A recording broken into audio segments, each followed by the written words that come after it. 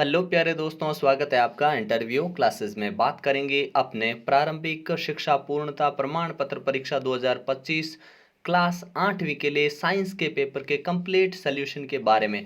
हिंदी और English medium दोनों के यहाँ पे सॉल्यूशन देखने वाले हैं। आगे जो आपके सब्जेक्ट जिनके एग्जाम होने वाले हैं उनके पेपर्स भी आपको यहाँ पे वीडियो के डिस्क्रिप्शन में प्लेलिस्ट में हिंदी और इंग्लिश मीडियम दोनों के लिए मिल जाएंगे। तो चैनल को सब्सक्राइब जरूर कर लीजिएगा, दोस्तों के साथ वीडियो को शेयर करना बिल्कुल नहीं भूलें और इन सभी क्वेश्चन की बेहतरीन ढंग से तैयारी करें ताकि यहाँ से कोई क्वेश्चन आपके गलत नहीं हो। ठीक है ना। सबसे पहले आपके जो पेपर है उसमें टोटल प्रश्न 25 रहने वाले हैं। ठीक है ना। और 2.5 घंटे का आपको समय मिलेगा। बाकी कॉमन चीज़ें आपको पता है, रोल नंबर लिखने हैं और परीक्षा की तारीख वगैरह नामांक। ठीक है। सबसे पहले अपने क्वेश्चन पे चलते हैं, जिसमें सबसे पहला अपने को प्रश्न दे रखा होगा जिसमें वस्तुनिष्ठ प्रश्न होंगे 1 से 8। ठीक है। पहला प्रश्न हमसे पूछा है, प्रश्न पहला, गेहूं और चना है तो what wheat and gram belong to. दोनों ये क्या है, वीट और ग्राम क्या है, तो ये रबी की क्रॉप है। क्या, रबी क्रॉप है, रबी की फसल है। रबी की फसल है जो सर्दी ऋतु में बोई जाती है। ठीक है ना। सर्दी यानी विंटर सीजन में बोई जाती है। ठीक है। खरीफ जो होती है ग्रीष्म ऋतु में बोई जाती है, गर्मी में बोई जाती है। ठीक है। चलिए अगला देखते हैं अपने।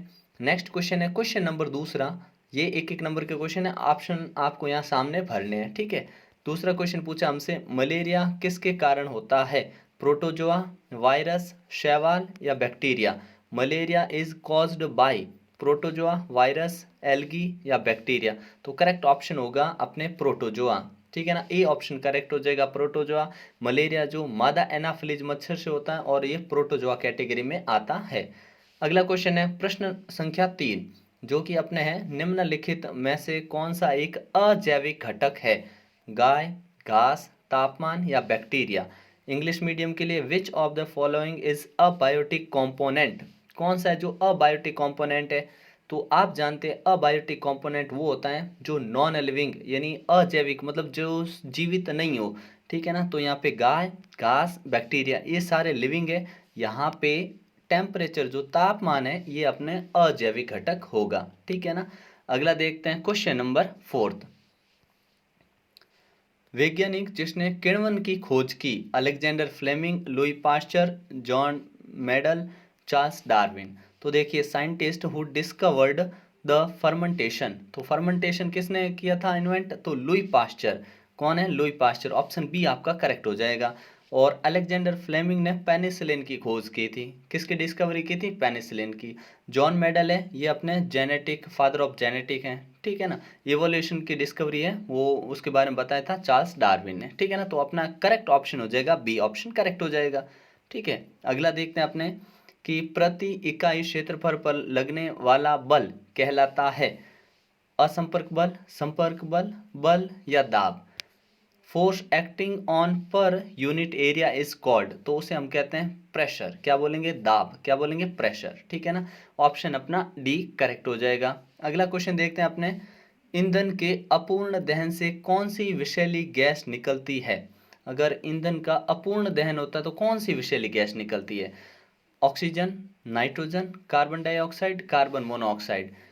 तो अपने करेक्ट ऑप्शन होगा कार्बन मोनोऑक्साइड। ठीक है ना। कार्बन मोनोऑक्साइड, इसका सिंबल ये होता है CO2, ये कार्बन डाइऑक्साइड होती है। जब अपूर्ण दहन होता है, ठीक है, इनकम्प्लीट कंबंशन होता है, तब कार्बन मोनोऑक्साइड गैस बनती है। तो इसमें अपना ऑप्शन क्या हो जाएगा, डी ऑप्शन करेक्ट हो जाएगा।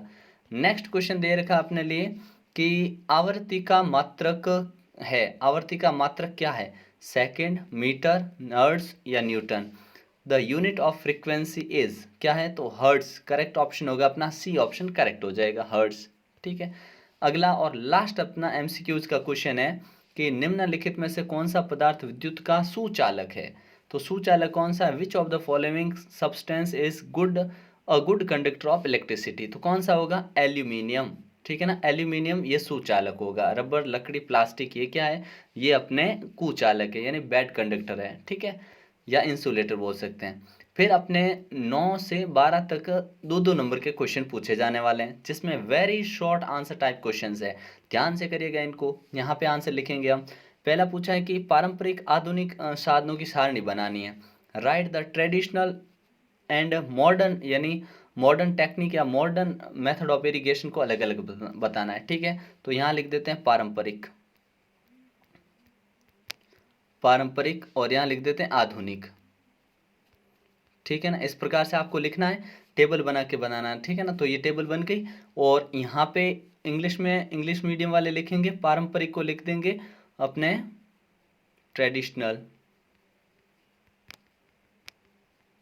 ठीक है, और यहाँ पे लिख देंगे मॉडर्न, मॉडर्न मेथड। ठीक है, अब देखिए यहाँ पे पारंपरिक यानी पुराने जो तरीके हैं उसमें आता है अपने मोट। ठीक है ना, MOAT मोट। एक आ जाएगा अपने ढेकली, ढेकली।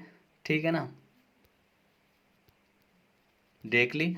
और तीसरा इसमें है रहट, रहट। ठीक है ना, तो यहाँ लिख देंगे रहट। ठीक है ना, रहट। ठीक है, ये लिख देंगे। और इस तरफ क्या लिखेंगे, इस तरफ दो इसमें दे रखे हैं, क्या, ड्रिप तंत्र, ड्रिप तंत्र, और दूसरा है छिड़काव। तो इंग्लिश मीडियम के इस प्रकार लिख देंगे क्या, अपने ड्रिप सिस्टम और स्प्रिंकलर सिस्टम। तो ध्यान रखिए ये जो सर्कल बना है ये दोनों कैसे हैं, ये दोनों मॉडर्न टेक्निक है, मॉडर्न मेथड ऑफ इरिगेशन है। ठीक है ना, और जो नहीं बनाए ये तीन जो दे रखे हैं ये अपने लेवलर सिस्टम वगैरह, ये किस में आते हैं, ये पारंपरिक यानी अपने ट्रेडिशनल मेथड में आते हैं। ठीक है, अगला देखते हैं अपने क्वेश्चन।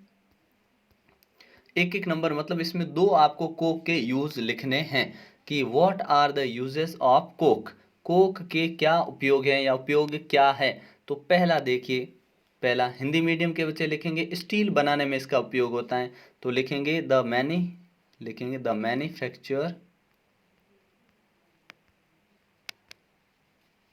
Manufacture of steel.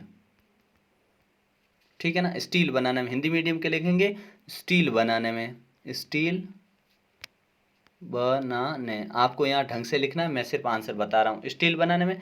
दूसरा लिख देंगे अपने, इसका यूज हम करते हैं एज अ फ्यूल। ठीक है ना, यूज एज अ फ्यूल। ठीक है ना, ये ध्यान रखना, एज अ फ्यूल, ईंधन के रूप में, ईंधन के रूप में।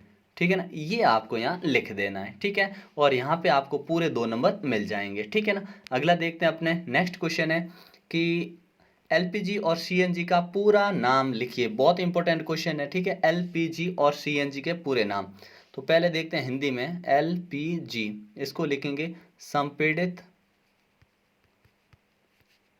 प्राकृतिक प्राकृतिक गैस। ठीक है, ये हो जाएगा। और अपने ये संपीड़ित प्राकृतिक गैस, ये CNG का लिखेंगे। ठीक है ना, इसमें यहाँ लिख देंगे CNG, ये मिटा के CNG। ठीक है, संपीड़ित प्राकृतिक गैस, कॉम्प्रेस्ड नेचुरल गैस। और एक होता अपने LPG, तो इसको लिखेंगे द्रवित द्रवित पेट्रोलियम गैस। ठीक है ना, बड़ा ही सिंपल है। ठीक है ना, गैस। ठीक है, इस प्रकार से। अब एक बार इनकी स्पेलिंग आपको ढंग से लिखनी है। ठीक है ना, तो अगर मैं यहाँ CNG लिखूं तो कॉम्प्रेस्ड नेचुरल गैस, तो देखिए spelling COMPRESSED, compressed natural gas. ठीक है ना, ये ध्यान रखिएगा, नोट कर लीजिएगा। दूसरी अपने LPG, तो LPG के लिखेंगे लिक्विफाइड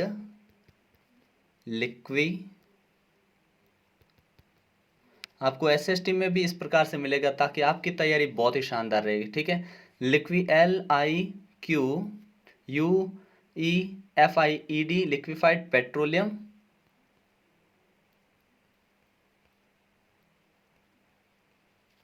गैस। ठीक है ना, इस प्रकार से आपको लिख देना है। तो LPG का मतलब हो गया liquefied petroleum gas, compressed natural gas, यानी संपीड़ित प्राकृतिक गैस और द्रवित पेट्रोलियम गैस, ये ध्यान रखना है। अगले पे आता है नेक्स्ट क्वेश्चन अपना कि खिलाड़ी कीलदार जूते यानी स्पाइक्स का उपयोग क्यों करते हैं। Why do players use spiked shoes, क्यों उपयोग करते हैं। तो हम जानते हैं क्या कि खिलाड़ी, पूरी लाइन नहीं लिख रहा हूँ, शॉर्ट में आंसर दे रहा हूँ आपको, यहाँ पे 2 लाइन में लिखना है लगभग। तो खिलाड़ी स्पाइक या कीलदार जूतों का इस्तेमाल घर्षण बढ़ाने के लिए, क्या लिखेंगे, घर्षण बढ़ाने के लिए करते हैं, ठीक है ना। घर्षण बढ़ाने के लिए करते हैं, इंग्लिश में लिखेंगे टू इंक्रीज, क्या लिखेंगे, players use spiked shoes to increase friction, friction. और क्या बोलेंगे, क्योंकि स्पाइक्स जो होते हैं ये घर्षण को बढ़ा देते हैं, बिकॉज स्पाइक्ड इंक्रीज द घर्षण, फ्रिक्शन, ठीक है ना, घर्षण बोल दिया, फ्रिक्शन, ठीक है, ये ध्यान रखिएगा। फिर अगला अपना 13वां क्वेश्चन होगा, ये अपने 4 नंबर का क्वेश्चन आएगा, जिसमें आपको मैचअप्स वाले क्वेश्चन मिलने वाले, ठीक है ना, मैच करना है। तो ठीक है, किस प्रकार से देखिए, पहले हिंदी मीडियम का दे रखा है अपने को कि रासायनिक उर्वरक, तो ये रासायनिक उर्वरक में आएंगे बच्चे अपने यूरिया एंड सुपर फॉस्फेट, ठीक है। फिर कार्बनिक खाद में आता है पशु अपशिष्ट, गाय का गोबर, वनस्पतिक पदार्थ आते हैं। खरीफ की फसल है उसमें अपने चावल और मक्का आएगा। थ्रेशिंग का मतलब होता है अनाज के दानों को भूसे से अलग करना, ठीक है, इस प्रकार से मैच करना है। इंग्लिश मीडियम के लिए है केमिकल फर्टिलाइजर्स कौन से हैं, तो यूरिया एंड सुपर फॉस्फेट। कार्बनिक मैन्योर जो है एनिमल वेस्ट, काउडंग और प्लांट मैटर है, ठीक है। और खरीफ क्रॉप है ये अपने राइस एंड कॉर्न है, ठीक है। और थ्रेशिंग जो है, थ्रेशिंग होता है अपने separation of grain from chef, ठीक है ना, ये ध्यान रखिएगा। फिर अगला बहुत इंपॉर्टेंट क्वेश्चन है, 4 नंबर का है, ठीक है। देखिए किस प्रकार से करना है कि 4 मेथड, आपको 4 तरीके लिखने हैं जिनसे आप भोजन संरक्षण यानी खाद्य पदार्थ फूड प्रिजर्वेशन कर सकते हैं। तो यहाँ पे आपको 4 तरीकों का वर्णन करना, मतलब शॉर्ट में उनके बारे में बताना है। तो पहला देखिए केमिकल मेथड, यानी रासायनिक, अब मैं मेथड का नाम लिख दिया, शॉर्ट में मैं इसके बारे में बता रहा हूं, ठीक है ना, यानी रासायनिक विधि, रासायनिक विधि। तो रासायनिक विधि क्या होती है, तो sodium benzoate and sodium Meta superphosphate are common preservative. These are also used in jams and squeezes to check their spoilage। कहने का मतलब हम सोडियम बेंजोएट का उपयोग करके जो अपने जैम वगैरह होता है इनको प्रिजर्व कर सकते हैं। ये केमिकल मेथड हुआ, क्योंकि सोडियम बेंजोएट क्या है, एक केमिकल है, ठीक है ना। और मेटाबाई सल्फेट जो होता है, सोडियम मेटाबाई सल्फेट होता है, ये भी क्या होता है, अपने केमिकल है। तो इनसे भी फूड बचा सकते हैं, हम प्रिजर्व कर सकते हैं। दूसरा मेथड लिखेंगे हम common salt, by common salt है नहीं, कॉमन सॉल्ट यानी साधारण नमक द्वारा, साधारण नमक का उपयोग करके भी हम भोजन को सुरक्षित कर सकते हैं। कैसे, जैसे कि बहुत बार हम क्या होता है कि अपने रॉ मैंगोज होते हैं, कच्चा जो आम होता है, और टर्मरिक टैमरिड सीड होते हैं, ठीक है ना, इनको या अचार जिसको बोलते हैं हम, ये वगैरह होता है ना, इनको हम क्या करते हैं कॉमन सॉल्ट में इनको डाल देते हैं। जैसे आंवला हो गया, फिश और मीट को भी साधारण नमक में रख के उनको सुरक्षित रखा जाता है, ठीक है। तीसरा तरीका देखते हैं अपने प्रिजर्वेशन बाय शुगर, शुगर यानी शर्करा से भी करते हैं। शर्करा से कैसे करते हैं, देखिए कि जैम हो गया, ठीक है, जेलीज जो होते हैं, जैम और जेलीज, मतलब जेली और जैम को आप शुगर के द्वारा प्रिजर्व कर सकते हैं, यानी संरक्षित कर सकते हैं, संरक्षण किया जा सकता है। फोर्थ और लास्ट जो हमसे मेथड पूछा वो बता देते हैं कि ऑयल और विनेगर का यूज, क्या, ऑयल एंड विनेगर, ऑयल और विनेगर, इनका यूज़ भी करते हैं। मतलब तेल और विनेगर का इस्तेमाल करके हम बैक्टीरिया से, एनवायरनमेंट में जो बैक्टीरिया होता है उनसे बचा सकते हैं। उसके लिए हम काफ़ी जो फल होते हैं उनको बचा सकते हैं, वेजिटेबल्स होती हैं, मीट होते हैं, इनको प्रिजर्व करने के लिए ये तरीका अपनाया जाता है। तो ये 4 आपको इसमें लिखने हैं। अगला देखते हैं अपने सत्य असत्य, ठीक है ना। कथन के सामने आपको सत्य असत्य लिखना है, ट्रू और फॉल्स स्टेटमेंट देना है। पेट्रोल की अपेक्षा सीएनजी अधिक प्रदूषक ईंधन है, तो CNG is more polluting fuel then petrol. तो आपने कहा ये बात फॉल्स है भाई, FALSE फॉल्स। और हिंदी मीडियम के इस बॉक्स में लिखेंगे असत्य, क्या लिखेंगे, असत्य, ठीक है। अगला है अमीबा की आकृति अनियमित होती है, अमीबा हैव इरेगुलर शेप, तो बिल्कुल सही बात है, इरेगुलर शेप उसका तो होता है, ट्रू, ठीक है ना, तो इसको बोल देंगे सत्य, ट्रू, ठीक है ना। अगला देखते हैं प्रत्येक शुक्राणु एकल कोशिका है, each sperm is a single celled, true, सत्य। अगला देखते हैं अपने लास्ट वाला जो है जिसमें पूछा है दाब का मात्रक न्यूटन मीटर स्क्वायर होता है, the SI unit of pressure is newton metre square. तो बिल्कुल करेक्ट है, न्यूटन मीटर स्क्वायर होता है। ठीक है, एकदम करेक्ट आंसर है। ठीक है, तो इसको बोलेंगे ट्रू। ठीक है ना। अगला देखते हैं आदर्श ईंधन की विशेषताएं लिखिए, मतलब आपको right the characteristics of ideal fuel. तो आदर्श ईंधन की विशेषता क्या होती है, पहला देखते हैं। पहला हम लिखेंगे इसमें कि the calorific value of fuel must be high. क्या होती है हाई, किसकी कैलोरीफिक वैल्यू फ्यूल की अगर हाई है तो वो क्या आदर्श ईंधन है, या फिर उसको बोलेंगे आइडियल फ्यूल है। मतलब जिसकी कैलोरी की गुणवत्ता अच्छी है, कैलोरीफिक वैल्यू ज़्यादा है, वो आदर्श ईंधन है। दूसरा, जो कि नॉर्मल तापमान पे इजी से जल जाए, मतलब इजीली बर्न हो सके, उसे हम आदर्श बोलेंगे, जो आसानी से जल जाता है। ठीक है ना। क्यों? क्योंकि आदर्श ईंधन वही होता है जिसको ज़्यादा एनर्जी की इतने की ज़रूरत नहीं पड़ती है। ठीक है ना।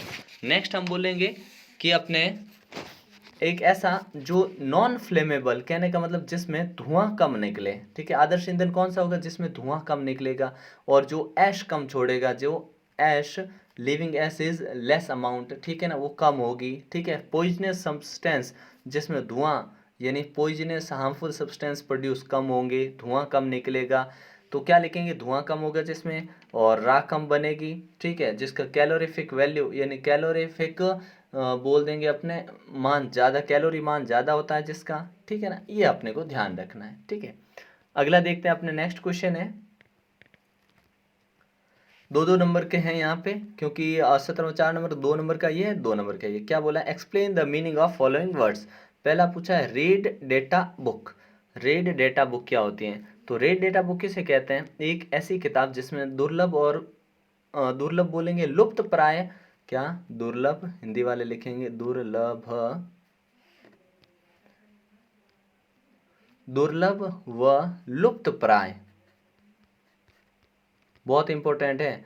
लुप्त प्राय, लुप्त प्राय पेड़ पौधों और जीव जंतुओं का पूरी जीव जंतु की पूरी जानकारी रहती है, उसे हम रेड डेटा बुक कहते हैं, रेड डाटा बुक कहते हैं। ठीक है ना, रेड डाटा पुस्तक कहते हैं किसमें, जिसमें दुर्लभ और लुप्त प्राय जीवों का संग्रहण रहता है, उनका नाम रहता है, उनके बारे में जानकारी रहती है। ठीक है, इंग्लिश मीडियम के विद्यार्थी हैं वो लिखेंगे कि information in red data book, information about all rare, क्या एक तो रेयर होता है रेयर, एंड दूसरा होता है एंडेंजर्ड।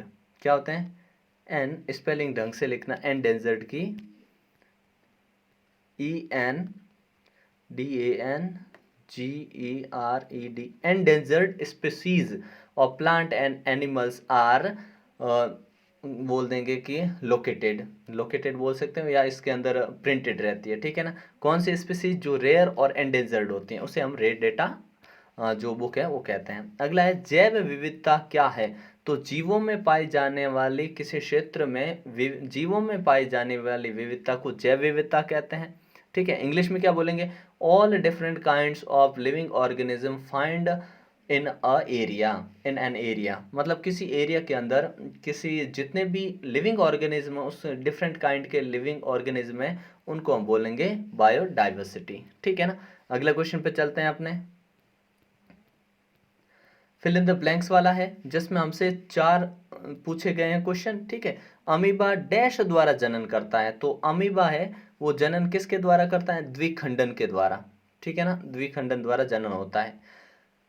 अंडाणु एवं शुक्राणु का संलयन कहलाता है, ये निषेचन कहलाता है, निषेचन, निषे इस प्रकार से लिखेंगे, निषेचन, निषेचन। ठीक है, अगला है मानव, गाय व कुत्ते आदि जंतु जो शिशु को जन्म देते हैं उन्हें डैश जंतु, जो शिशु को जन्म देते हैं वो कहलाते हैं जरायुज, जरायुज, जरायुज, ये ध्यान रखिएगा। मुकुलन द्वारा डैश में जनन होता है, तो हिस्ट हाइड्रा दे रखा ना, हाइड्रा में होता है, किस में होता है, हाइड्रा में। ठीक है, हाइड्रा। इस प्रकार से भरते ही आपको 4 नंबर मिल जाएंगे। इंग्लिश मीडियम वालों के लिए find the fill in the blanks using appropriate words. ठीक है, बाइनरी फ्यूजन है, हाइड्रा, विविपोरस, ओविपोरस और फ्यूजन और फर्टिलाइजेशन, ठीक है। तो amoeba reproduce by binary fission, ठीक है ना, ये आ जाएगा पहले में। The fusion of an egg and sperm is called fertilisation, ठीक है। Animals such as human beings, cows and dogs which gave birth to young ones are called, उसको क्या बोलेंगे, विविपोरस, ठीक है ना। ओविपोरस जो ओवम यानी एग देते हैं, अंडा देते हैं, और विविपोरस जो सीधे बच्चों को जन्म देते हैं। फिर है reproduction by budding takes place in hydra, ठीक है ना, लास्ट वाले में भर देंगे हाइड्रा, हाइड्रा इसमें। अगला देखते हैं, क्वेश्चन पूछा हमसे, दाब और बल में संबंध को सूत्र द्वारा समझाइए। Explain the relationship between pressure and force through a formula. फॉर्मूले से दिखाना, तो पहले फॉर्मूला लिखेंगे फिर उसके बारे में बात लिखेंगे। तो अपने किसको दिखाना, प्रेशर एंड फोर्स को दिखाना है, ठीक है। तो प्रेशर इज इक्वल टू होता है प्रेशर एरिया, और प्रेशर क्या होगा, फोर्स अपॉन एरिया, ये लिखेंगे फोर्स अपॉन एरिया, ठीक है ना, ये होता है, ठीक है। अब हमसे पूछा है कि आप इनको समझाइए भी, तो हमने कहा ये फॉर्मूला लिख दिया। अब हम लिखेंगे pressure is directly proportional to force, if we increase pressure force also increase, ठीक है ना। and pressure is inversely proportional to area, ठीक है ना, एरिया के इनवर्सली प्रोपोर्शनल होता है। If we increase area then force will be less, ठीक है ना। अब हिंदी मीडियम के विद्यार्थी इस प्रकार लिखेंगे, बल और अपने क्या है, इसको वापस से लिखते हैं एक बार, फोर्स, ठीक है ना, एरिया, ठीक है। तो दाब जो होता है, हिंदी में लिखेंगे दाब बराबर क्षेत्रफल, अरे ऊपर क्षेत्रफल नहीं, ऊपर लिखेंगे अपने बल बट्टे क्षेत्रफल, लिख दिया। अब ध्यान से देखिएगा, इस सूत्र के अनुसार दाब जो होता है बल के समानुपाती होता है और क्षेत्रफल के व्युत्क्रमानुपाती होता है। यदि हम दाब को बढ़ाते हैं तो बल भी बढ़ेगा और एरिया कम होगा। यदि हम बल को कम करते हैं तो दाब भी कम होगा और एरिया बढ़ जाएगा, या एरिया को बढ़ाना पड़ेगा, ठीक है। इस हिसाब से आपको ये लिखना है। अगला देखते हैं अपने 20वां प्रश्न है कि उदाहरण देकर समझाइए कि घर्षण शत्रु और मित्र दोनों हैं। Explain by giving an example how friction is both enemy and friend. बड़ा ही सिंपल सा क्वेश्चन है जो कि आपके मॉडल पेपर में आ रखा है, रिपीट हो रखा है, ठीक है ना, ये दोनों क्वेश्चन, और बहुत ही मोस्ट इंपॉर्टेंट क्वेश्चन, अच्छे से तैयार कर लीजिएगा इनको, ठीक है। तो क्या लिखेंगे कि अपने एक्सप्लेन बाय गिविंग एग्जांपल, तो फोर्स पहले लिखेंगे, जो अपने घर्षण है वो शत्रु किस प्रकार से, फिर मित्र की बात करेंगे। घर्षण के कारण जूते घिस जाते हैं, गाड़ियों के बेरिंग घिस जाते हैं, टायर घिस जाते हैं, ठीक है। और मित्र इस प्रकार है कि घर्षण के बिना हम बोल नहीं सकते, चल नहीं सकते, लिख नहीं सकते, कोई भी कार्य घर्षण के बिना संभव नहीं हो सकता। इंग्लिश मीडियम के विद्यार्थी लिखेंगे कि friction is an enemy because, क्या लिखेंगे कि अवर स्लीपर्स विज, लिख देंगे कि स्लीपर्स जो है अपने घिस जाते हैं, उसको आप इंग्लिश में ट्रांसलेट करके लिख देंगे, ठीक है ना। बेरिंग विल डैमेज्ड और मशीन्स विल नॉन मेल फंक्शनिंग, ठीक है ना, मेल फंक्शनिंग शुरू कर देगी, मशीन्स वगैरह होगी वो, ठीक है ना। और फ्रेंड किस टाइप से कि with fraction we can walk talk right, ठीक है ना, फ्रिक्शन के साथ कारण ही हम लिख पाते हैं, बोल पाते हैं, चल पाते हैं, इस टाइप से आपको ये लिखना है, ठीक है ना। अगला देखते हैं अपने, आपको सुचालक पदार्थ और विद्युत धारा के रासायनिक प्रभाव के बारे में जानकारी देनी है, ठीक है ना। इस प्रकार से ये आपके क्वेश्चन है, ठीक है। उम्मीद करता हूँ कि आपने यहाँ तक अगर क्वेश्चन कर लिए हैं तो आपके लिए मोस्ट इंपॉर्टेंट क्वेश्चन है, इनको बेहतरीन ढंग से करिएगा ताकि एग्जाम में यहाँ से आपके कोई क्वेश्चन गलत नहीं हो। आगे के क्वेश्चन है जिसमें आपको बोला है कि आंखों की देखभाल, आंतरिक और बाह्य निश्चेचन में अंतर बताना है, मानव कान का आपको नामांकित चित्र बनाना है, गाड़ी चलाते समय आपको क्या सावधानियां रखनी है, और ये इस प्रकार का पेपर है, ठीक है ना, जिसमें ये सारे क्वेश्चन आपको बड़े बेहतरीन ढंग से कर लेने हैं, ठीक है, ताकि यहाँ से क्वेश्चन आने पे आपके कोई क्वेश्चन गलत नहीं हो, ठीक है। और मिलते हैं नेक्स्ट पार्ट में जिसमें आपको शानदार ढंग से और आपको बेहतरीन कंटेंट मिलेगा। तो चैनल को सब्सक्राइब कर लीजिएगा, दोस्तों के साथ वीडियो को शेयर करना बिल्कुल नहीं भूलें।